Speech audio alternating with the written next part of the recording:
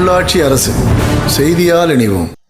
பெரியார் குறித்து நாம் தமிழர் கட்சியின் ஒருங்கிணைப்பாளர் சீமான் தெரிவித்த சர்ச்சை கருத்தை கண்டிக்கும் வகையில் அன்னூரில் தந்தை பெரியார் திராவிட கழகத்தைச் சேர்ந்தவர்கள் அவரது புகைப்படத்திற்கு செருப்பு மாலை அணிவித்து ஆர்ப்பாட்டத்தில் ஈடுபட்டனர்.